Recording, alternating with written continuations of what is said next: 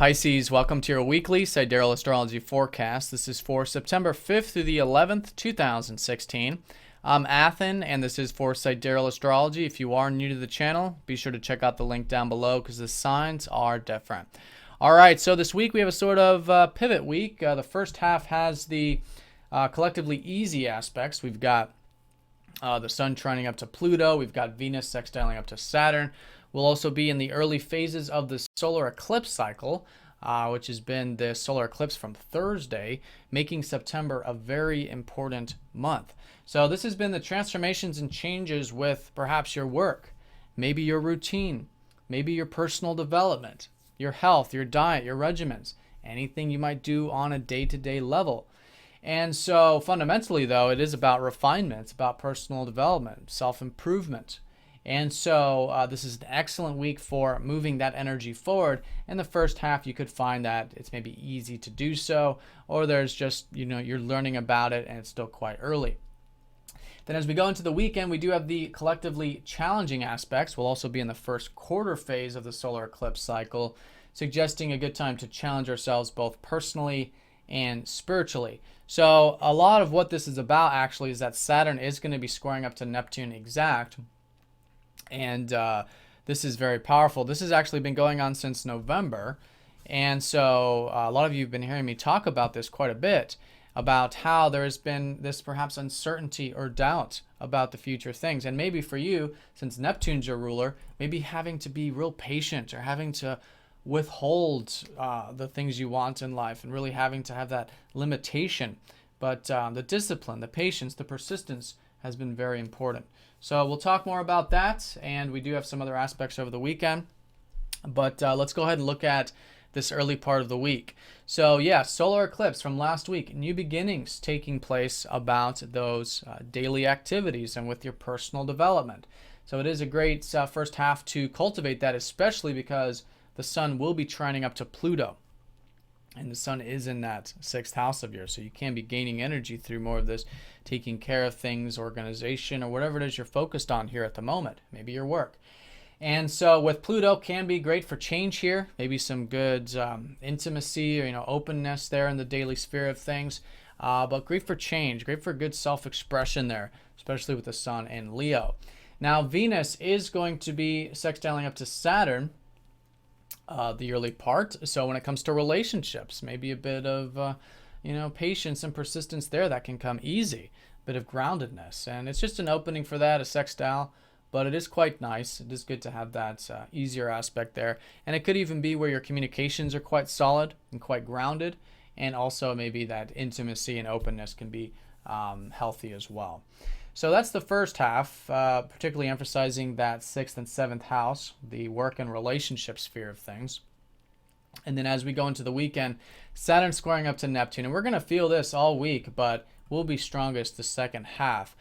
So this is, first of all, Saturn, who's been recently over the past year entering your 9th house. This is about taking seriously the possibilities in life. The 9th house is a very inspiring house. It's about possibilities, potentials, adventure, travel. And so all this stuff is quite serious right now. And it's good when it's done in a healthy way, of course. But to take this seriously and to assume responsibilities here so you can develop good perspectives, for example. Really build your belief systems, because it's so important to have healthy belief systems in our life.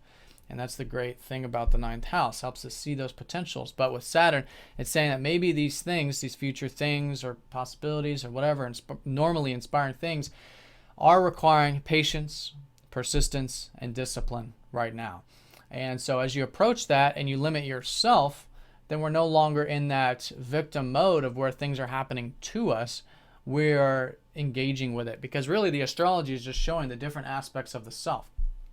And so as we bridge the gap between these different aspects of ourselves versus avoiding them or clashing with them with the squares, then we're working with it. And that's what it's suggesting, is that in order to cultivate these new beginnings relating to your daily life and your personal development, it is requiring this taking seriously of your belief systems, taking seriously these potentials, these possibilities, and how to ground them, root them, and build them for the long term versus just the short term enjoyment of them. Now, this is all very much relating to Neptune, who's been in your 12th house, helping you connect to your spiritual self, your deep psychological self, even if it's on that level, and to find peace at the end of the day and to really liberate yourself spiritually. But the thing is that there might be some yearnings, there might be some attachments, or maybe even some unhealthy patterns having to do with the 12th house and Neptune, especially with the South Node getting closer to Neptune now. Maybe about escapism, maybe about wanting to hide away. These are just some examples. So what, for you personally, examine, be aware of, see if there are any old patterns or any unhealthy extremes that have to do with the 12th house. This is the house of ultimately wanting to be whole and to have completion and to have peace in our life. But there can be some unhealthy ways of doing that. So be aware of that. If there are any, it's about being aware of them and then accepting that we have them and understanding that these energies are naturally trying to go, so allowing them to go. And understanding that this is the time of consciously orienting towards your earthly personal development, you in earth. That's what the 6th house is all about. But of course, we can't do that without healthy spiritual connection, without healthy psychology, with a connection to our deeper self. So by releasing those unhealthy patterns there, you're bringing more balance to this area. So you can enjoy peace, you can enjoy tranquility and wholeness there of the 12th house. And really, ultimately, true happiness, because that's what the 12th house is ultimately about. Not the fleeting kind of happiness, but the kind that's connected in presence through acceptance and peace. So old patterns there, releasing that. And as you bring balance back to this spiritual dimension, you'll find that it's supporting a foundation for you to then consciously orient towards and learn more about the importance of personal development. And to be patient with your personal development with Saturn, and to also be patient with your spiritual development of that 12th house. That's Saturn squaring up to both sides. And so it's just a good time to be present with things and to take things one step at a time. All right, so that's the most important aspect this week. We'll be exact on Saturday. We also have Venus squaring up to Pluto. So with this one, whereas Venus was in an easier aspect the first half of the week, now over the weekend, in a challenging aspect with Pluto. So when it comes to relationships, I think it's important to sort of give some space, right? See if there's any attachments there. See if there's any wanting to control or own or possess. Maybe not just with relationships. Maybe it's about the communication, since Venus rules your 3rd. Maybe it's about intimacy. Maybe it's about the deeper things. So whatever it is, the best way of working with Pluto is to detach, just like all these outer planets. But here it's detached because Pluto is showing us where the ego might be holding on too tight, where we might be wanting to own, possess, identify with things.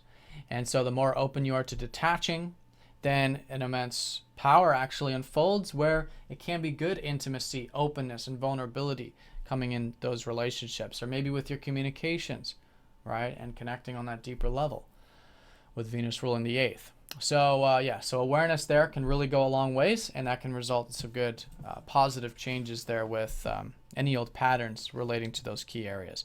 I also want to mention too, Mercury is retrograde still from last week, and he will be mostly in your 7th house this week, so it's good to be learning about relationships. And you guys got Jupiter in your 7th house of relationships, and we'll be here for the next year and a half. So there should be plenty of opportunities to expand your horizons and to learn more about the importance of one-to-one connections, all one-to-one connections, and partnerships, and cooperation, and harmony. And so great things still to be learned there about that, especially with Mercury retrograde. So just kind of being open to learning, adaptive. And Mercury is going to go into your 6th house over the weekend going into next week. So learning about the routine, learning about personal development going into next week, and maybe reconsidering some of this day-to-day stuff, right? Changing it. Usually with Mercury retrograde, it's a good time to edit, to revise, and reconsider some things there. All right, so Pisces, have a great week. Thank you for watching, and I'll see you next week.